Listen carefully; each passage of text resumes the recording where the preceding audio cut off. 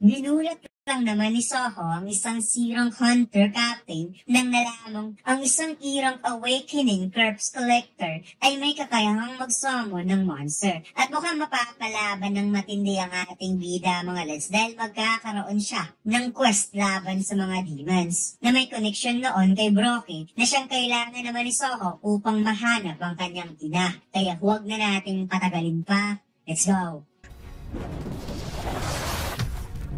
Nagsimula ang chapter na ito kung saan napasok na ng mga hunter ang field-type dungeon at ginamit ng mga mage-type hunter ang fire magic upang makita kung saan nakatago ang mga kalaban. Kung kaya't dito na nila nakita mga lizard monster na nasa corner lang pala at makikitang nakahanda na ang buong squad para sa matinding bakbakan. Habang ang team leader ay nasa likod lamang, binibigyan ng buff ang kanyang mga kasamaan at nakahanda na rin mag-support just in case kung may mga hindi inaasahang pangyayari. Samantala, mga lizard monster ay dahan-dahan na rin gumagapang towards Hunter. Sinabi ng team leader kay Soho at Dogyon na since dalawa lang ang collecting team, gusto niya na nasa likod lang ang mga ito. At dapat bibilisan ng dalawa na mangolekta as much as possible. Kung saan nagkakomento itong si Dogyon na hindi siya makapaniwala na may care pala ang team leader para sa kanila.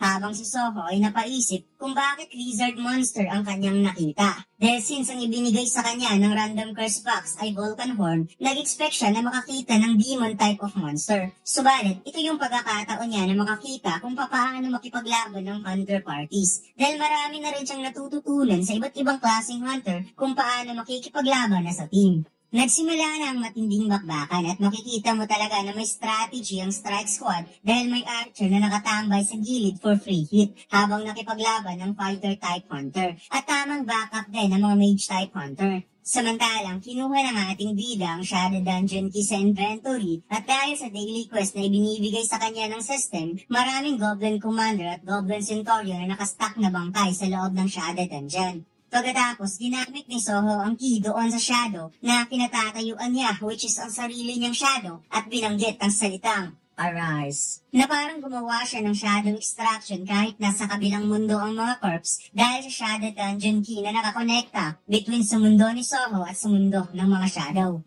Tuluyang na-extract ni Soho ang Goblin Centurion at Goblin Commander na nasa Shadow Dungeon at naisip ng ating bida na dahil tumaas ang kanyang intelligence stats, ang bilang ng kanyang Shadow Soldier ay tumaas na hanggang sa 7. So sobrang liit lang mga lads no compare kay Jinwoo na kahit kaka-obtain lang niya ng Shadow Extraction skills, nagawa niyang ma-extract ang napakalakas na soldier na si Iglis.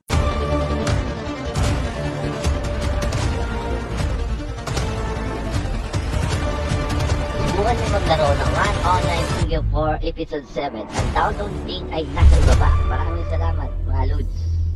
Tagumpay na napatay ng mga hunter mga lizard monster. Kaya inimungkahi ng team leader sa mga kasamahan na mag-take a break muna sila. Kung saan umalma ang mga hunter dahil kakabreak lang nila kanina. Paliwanag ng team leader na kahit gugustuhin man nilang mag-hunt, mayroon lamang silang 2 member sa collection team. So hindi pa rin ito makakatulong para sa kanila. Dahil kung iisipin ang collecting team ay dapat palaging sumusunod sa kanila, subalit ito yung nagpapabagal sa kanilang trabaho. Ngunit may biglang napansin ng team leader na kanyang ikinagulat, kung saan siya ay napatanong kung ano ang mga yan. At hindi siya makapaniwala na ganun kabilis natapos ang collection team sa pagkuha ng mga corpse monster. Samantalang ang dalawa ay relax lang at sinabi ni Soho na mabagal daw yung strike team magtrabaho kaysa sa inaakala niya. Habang si Dogyo naman ay na-realize na napakadali lang talaga ng kanyang buhay kapag palagi niyang katabi si Soho.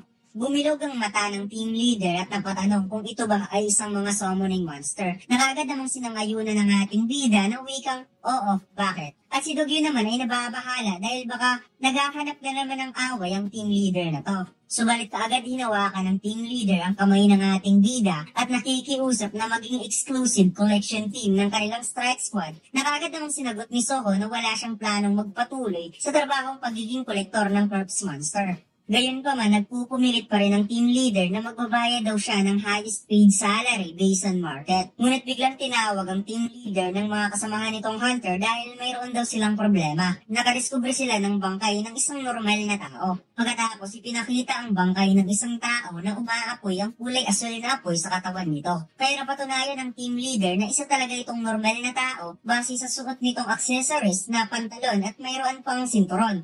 Sinabi ng team leader na hindi pa niya narinig na mayroong monster na gumagamit na apoy dito sa Soul Station. At habang nakikita ni Soho at Dugyon ng bangkay, napag-usapan nila ang kalaanan na hindi nila malilimutan, na ang bangkay na ito ay katulad talaga sa isang Mistborn monster. Kaya nang narinig ng team leader ang pinag-uusapan ni Soho at Dugyon, kaagad niyang kinumpirma na ang Mistborn monster na pinag-uusapan ba ng dalawa ay ang new type monster na nasusunog with the blue flames. Nasagot naman ni Dugyon, hindi daw siya sigurado, subalit mayroon kasing Mistborn incident na nangyari sa kanilang university. Biglang tinawag ang team leader dahil mayroon pa silang nakitang dalawang bangkay. Kaya dito, tinanong nila ang kanilang captain kung magpapatuloy pa rin ba sila sa paghahunt. Napaduko ang team leader at napaisip na isa talaga itong kakaibang pinomena. Subalit base sa nakikita niya sa suot ng mga bangkay, isa talaga itong normal na tao at hindi mga hunter. Naisip niya na ang kanilang grupo ay mayroong sirang awaken na may kakayahang i-handle ang kahit anong sitwasyon na hindi magkakaroon ng problema. Kaya sinabi ng team leader na magpapatuloy sila. Nasagot naman ng mga kasamahan niyang hunter na yan talaga ang hinihintay nilang sagot ng kanilang captain. Na makikitang hindi makapaniwala si Soho sa kanyang narinig na sa kabila ng ganitong sitwasyon, magpapatuloy pa rin ang mga hunter na ito.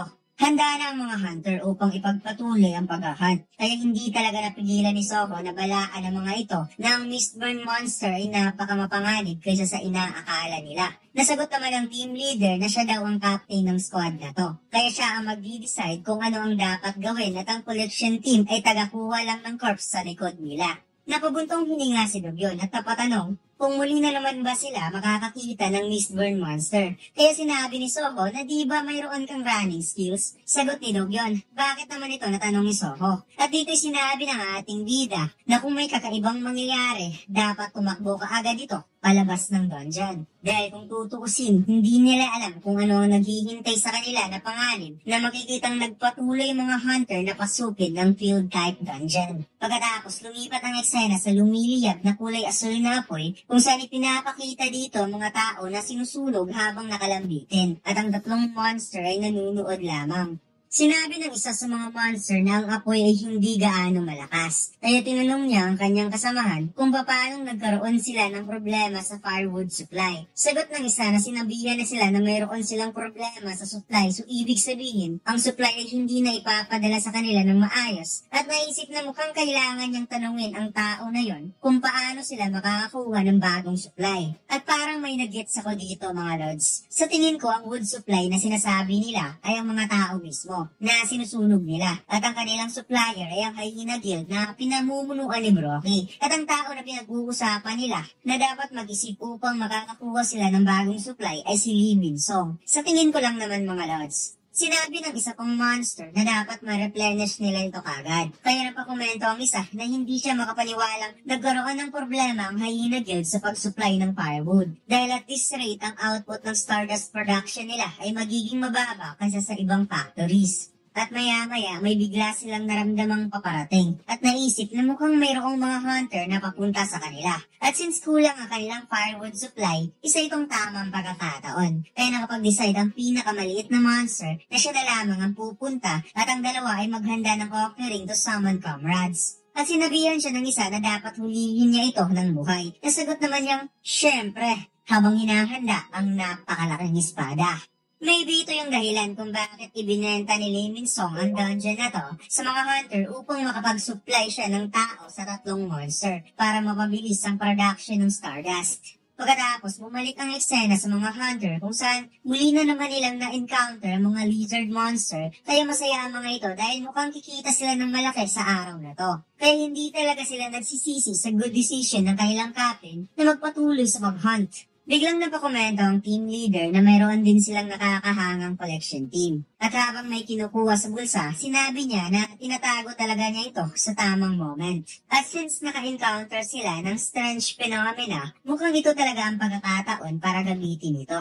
At dito ipinakita ng captain ng Stardust na hawak niya. Napawaw ang mga hunter nang nakita ang Stardust. Dahil isa daw itong mana amplification stimulant na binibenta sa market ng Hunter World recently. At may hahalin tulad talaga ito sa isang hotkey na sobrang bilis maubos. At napakomento naman ng isa na narinig din daw niya na napakahirap nitong makuha at hindi siya makapaniwala na nasa kamay ito ng kanyang captain. Sinabi ng captain na ang paggamit nito ay tatagal lang ng 1 week. Subalit ipagpalagay nila na ang hunter na gagamit ay tataas ang rank from lower rank awakened by 1. At sinabi na kapag kakainin niya ito, paniguradong tataas ang kanyang mana. Subalit ang hindi niya alam ay mayroon ng kalabang paparating towards sa kanya. Biglang pumapaw ang presensya ng monster. Nakagad naman itong naramdaman ng team leader, subalit parang huli na ang lahat dahil nasa likod niya na ang kalaban. Napaups ang monster at iniba niya ang posisyon ng kanyang espada dahil kailangan niyang madala ang mga ito ng buhay, kung saan ginawa niyang pamalo ang espada bago niya hinampas ang strike team captain. Nabasag ang Stardust ng team leader at napasigaw ang isang hunter sa sobrang pag-aalala para sa kanyang captain. Kaya sinabi ng monster na hindi pa yan patay. Ngunit mas lalong nagulat ang mga hunter nang nalamang nakakapagsalita ang monster na kaharap nila ngayon. Biglang umatake ang monster at sinabi na kahit anong mangyari, magiging stay alert kapag kaharap mo ang isang kalaban, na makikitang binigyan niya ito ng simpleng atake sa panga. Pagkatapos, binilang ng monster kung ilan lahat ang hunter na makakalaban niya at umabot nga ito sa 10.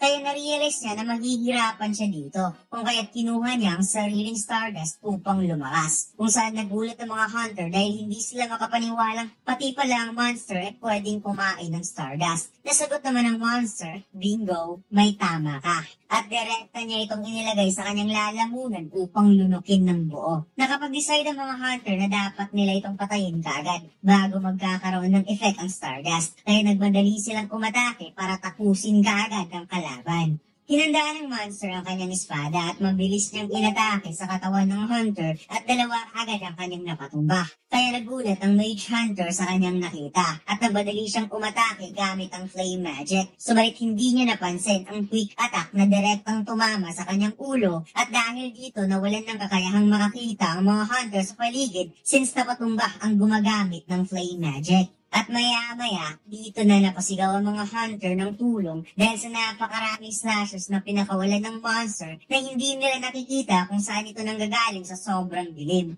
Natapos kagad ang laban at unang kinuha ng monster ang team leader at saka sinabing firewood obtained. Pagkatapos, lumipat ang eksena kung saan biglang nakatanggap si Soho ng quest na sinasabi ng system na kailangan niyang iligtas sa mga survivors. Dahil pa nito, mayroong mga taong nasa malapit lang sa kanya na nakapture ng demon. At ang current survivor ay nasa pito. Kaya napalingon ang ating bida nang naramdaman ng presensya ng demon. At dito lang nagtatapos ang ating kwento mga lods. Huwag mo sanang kalimutang mag-like, comment at mag-subscribe sa ating YouTube channel at mag-follow sa ating Facebook page. Salamat!